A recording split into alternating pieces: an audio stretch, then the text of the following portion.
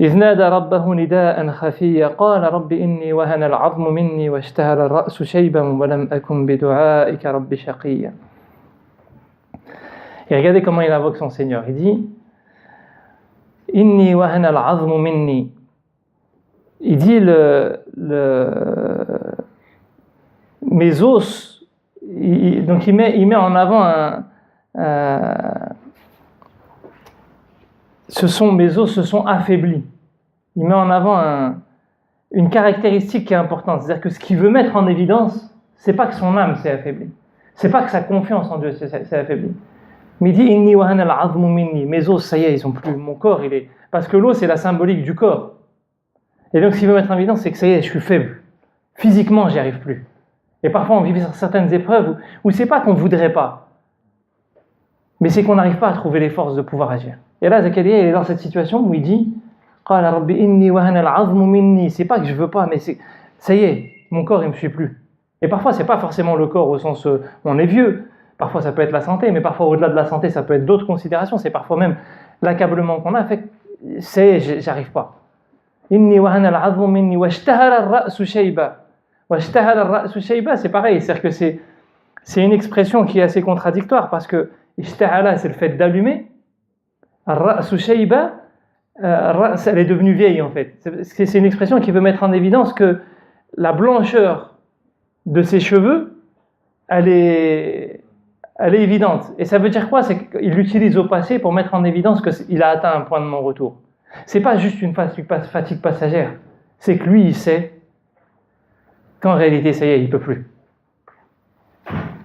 Il est usé, il a fait ce qu'il pouvait, mais que là, il n'arrive plus. Et donc, il demande à Dieu, il a honte de dire ça à Dieu en vérité, parce qu'il sait que Dieu peut tout, au fond de lui. Mais il lui avoue. Il lui avoue que ça y est, je suis arrivé à un stade où j'y arrive plus, et ça fait un moment déjà en vérité. C'est-à-dire que même, regarde, mais je veux quoi. Il prouve que ça y est, c'est le point de non-retour, il a atteint. Ça va, je ne vais pas faire marche arrière.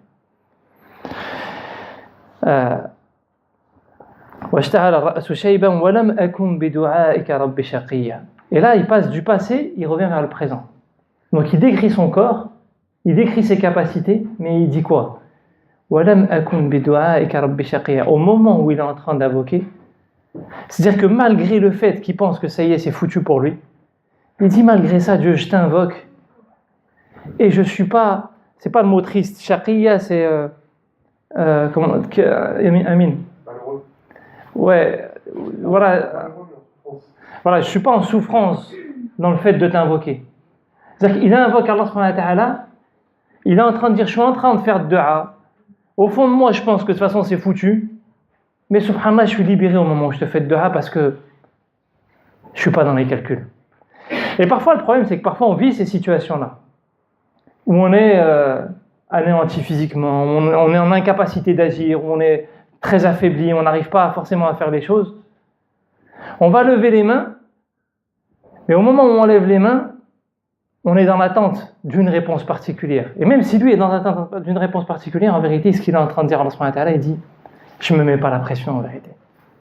Quelle que soit ta réponse, je ne me mets pas la pression parce que ce qui compte pour moi en vérité, ce qu'il est en train de dire à Zakaria, c'est de continuer à te parler. Peu importe l'issue. Si tu sais que ça doit s'arrêter, ça doit s'arrêter. Et si ça ne doit pas s'arrêter, après moi, ça ne doit pas s'arrêter. Parce qu'on va le voir dans les versets qui suivent, ce qui le préoccupe, c'est la transmission du message. Il a l'impression qu'il n'a pas fait ce qu'il fallait, que ça va s'arrêter. Et il est en train de dire, je me sens irresponsable, je ne suis pas à la hauteur, mais je suis pas, ça ne m'afflige pas, ça ne me pèse pas intérieurement. Parce que si tu penses que c'est ce qu'il y a de mieux, ben c'est ce qu'il y a de mieux. Et toute la différence qui peut se poser avec nous parfois, c'est que parfois nos calculs nous enferment tellement que même quand on demande à Dieu, on n'est pas ouvert aux autres options. On veut un résultat particulier, mais on n'est pas ouvert aux autres options. On n'est pas ouvert à une réponse différente de Dieu. On n'est pas ouvert à un autre chemin que Dieu pourrait nous proposer. On a une route tracée, on a une conviction, mais on oublie que le détenteur de la vérité, c'est Dieu.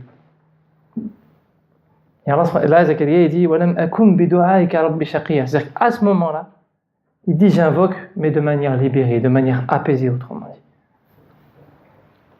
Parce que le simple fait de parler avec toi, ça me suffit.